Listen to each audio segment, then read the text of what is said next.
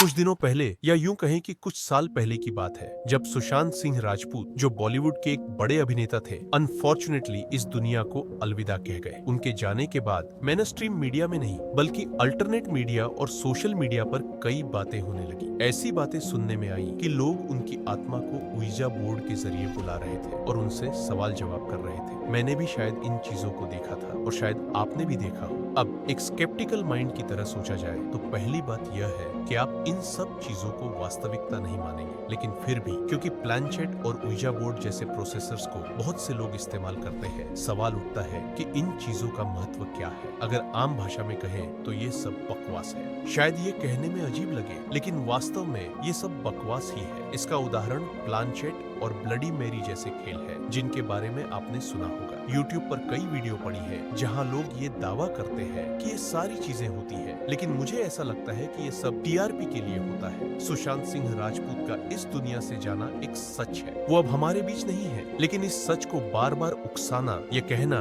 कि उनकी आत्मा को बुलाया जा रहा है या उन पर काला जादू किया जा रहा है, ये सही नहीं है। जब तक हमारे सामने इसके ठोस प्रमाण न हो, तब तक इन बातों पर यकीन करना मुश्किल है। हम जानते हैं कि सुशांत अब इस दुनिया में नहीं है और यही वास्तविकता है। अब बात करते हैं प्लानचेट की। प्लानचेट का मतलब होता है एक कमरे में बैठकर मोमबत्ती जलाकर, जहां पर कोई हवा न आ रही हो, और फिर किसी आत्मा का नाम लेकर उसे बुलाना। इसी तरह उइजा बोर्ड भी काम करता है। दुनिया में ऐसे न जाने कितने ही तरीके हैं जिनसे आत्माओं को बुलाने की कोशिश की जाती है। समस्या ये है कि लोगों को इन तरीकों के बारे में सही जानकारी नहीं होती। लोग किसी तीसरे माध्यम से सुनते हैं जिसे खुद कुछ पता नहीं होता, और फिर वे खुद इन्हें ट्राई करके फंस जाते हैं। तो दोस्तों, मैंने सुना है कि आप में से कई लोग प्लानचेट और उइजा बोर्ड के बारे में जानने के लिए उत्सुक हैं। अब सवाल ये उठता है कि क्या ये वाकई आत्माओं को बुला सकते हैं? मैं आपको बताना चाहता हूँ कि अगर ये सब सही तरीके से किया जाए तो हाँ, ये संभव है। जब आप ऊर्जाओं के अध्ययन में गहरी समझ रखते हैं, जब आप मंत्र विधाओं के बारे में पूरी जानकारी रखते हैं, तो आत्माओं को बुलाना मुमकिन हो जाता है। और ये केवल प्लानचेट या उइजा बोर्ड के माध्यम से ही नहीं, बल्कि बिना किसी उपकरण के भी संभव हो सकता है। आप किसी भी जगह पर जाकर किसी भी समय आत्माओं को बुला सकते हैं। बस आपको सही मंत्र और तकनीक पता होनी चाहिए। अगर आप मुस्लिम विधि से करें तो आपको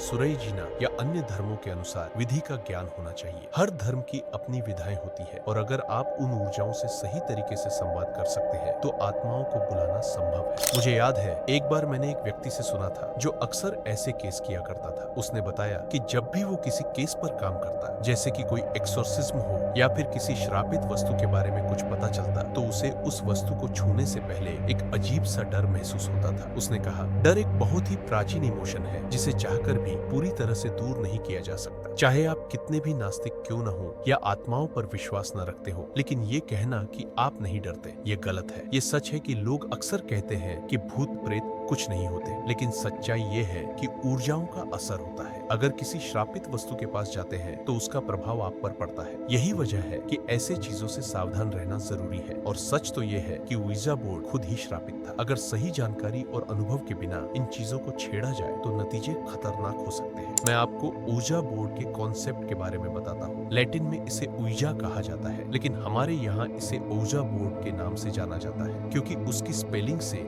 यही उच्चारण निकलता है। तो ओजा बोर्ड एक साधारण सा बोर्ड होता है जिस पर इंग्लिश के अक्षर यानी ABCD और इस तरह से आगे तक पूरे अल्फाबेट्स लिखे होते हैं एक खास पैटर्न में। इसके अलावा बोर्ड के ऊपर की तरफ सूरज यानी सन और चांद यानी मून के निशान बने होते हैं, और नीचे की तरफ यस और नो लिखा होता है। इसके नीचे गुड बाय लिखा होता है। ये पूरा पैटर्न ऊजा बोर्ड का होता है। जब इस बोर्ड का पहली बार उपयोग किया गया तो किसी व्यक्ति ने इसे आत्मा बुलाने के लिए इस्तेमाल किया था। उसने अपनी मृत गर्लफ्रेंड की आत्मा को बुलाने की कोशिश की। अब मुझे ठीक नाम तो याद नहीं, पर उसने ऐसा ही कुछ किया था। उसने अपनी गर्लफ्रेंड की आत्मा को बुलाया, और जब उसने पूछा कि क्या तुम मेरी गर्लफ्रेंड की आत्मा हो, तो बोर्ड पर एक प्लग जैसी चीज रखी होती है, उस पर उंगलियां रखनी होती है और आत्मा के बारे में सोचना होता है। जब उस व्यक्ति ने अपनी गर्लफ्रेंड की आत्मा के होने की पुष्टि चाही, तो प्लग अपने आप यस की तरफ चल पड़ा। फिर उसने पूछा कि तुम्हारा नाम क्या है, तो प्लग ने एक एक करके अक्षरों की तरफ इशारा करना शुरू कर दिया। जैसे अगर आत्मा का नाम पूजा था तो प्लग पी,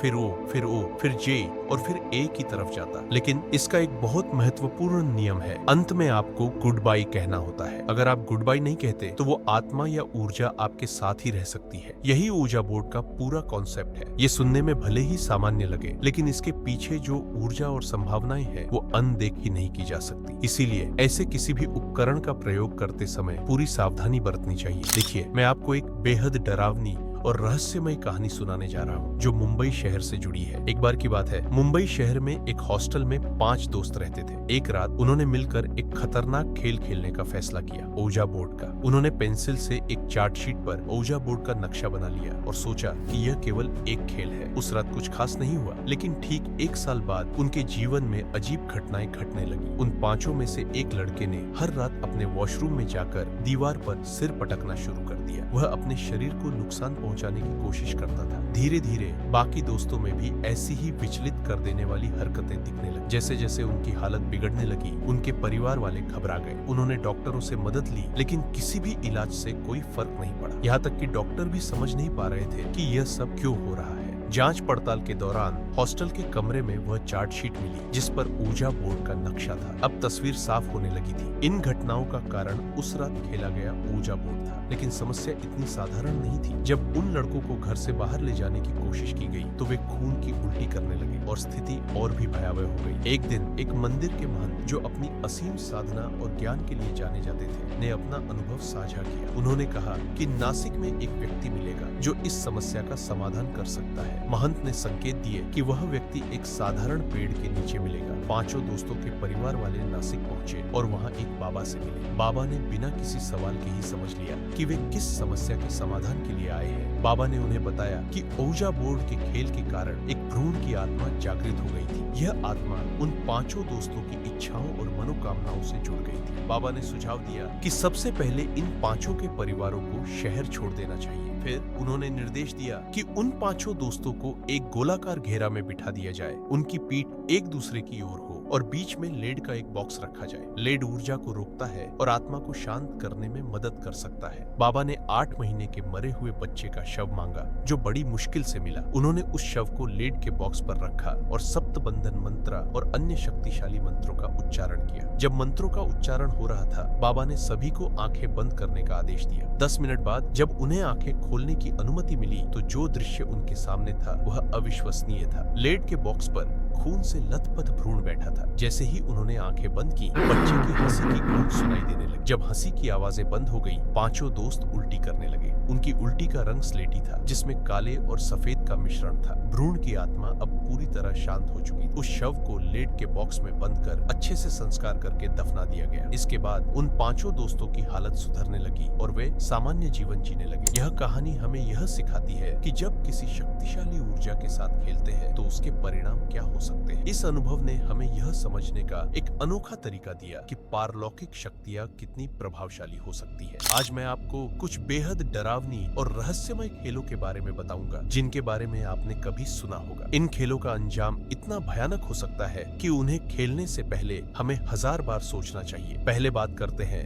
ब्लडी मैरी के खेल की। इस खेल में आपको रात के 3 बजे शीशे के सामने खड़ा होना होता है और bloody Mary, bloody Mary, bloody Mary 3 बार कहना होता है। मान्यता है कि ऐसा करने पर ब्लडी मैरी की आत्मा आपके सामने आ सकती है। यह खेल कई लोगों के लिए जीवन भर की परेशानी का कारण बन चुका है। कई लोग इस खेल के कारण गंभीर रूप से प्रभावित हुए हैं और कुछ मामलों में तो उनकी जान भी चली गई है। रात के 3 बजे का समय नेगेटिव एनर्जी के लिए बेहद ताकतवर माना जाता है और शीशे के सामने खुद को देखना बहुत खतरनाक हो सकता है। फिर बात आती है प्लानचेट की। इसमें आप एक बोर्ड पर अक्षर लिखते हैं और एक प्लानचेट, जिसे टिकट भी कहा जाता है, का उपयोग करते हैं। खेल की प्रक्रिया में प्लानचेट को बोर्ड पर रखकर आत्मा से संपर्क साधने की कोशिश की जाती है। यह खेल भी खतरनाक हो सकता है क्योंकि आप बिना समझे आत्माओं को अपने पास बुला सकते हैं और इसका परिणाम भी बहुत गंभीर हो सकता है। इसके अलावा कुछ खेल ऐसे होते हैं जिनमें एक खाली एलिवेटर में जाना होता है। हर इंसान को अलग अलग नंबर दबाने होते हैं और कहा जाता है कि यह लिफ्ट सीधे दूसरे ब्रह्मांड की ओर जाती है, किसी और मल्टीवर्स की तरफ। एक और प्रसिद्ध खेल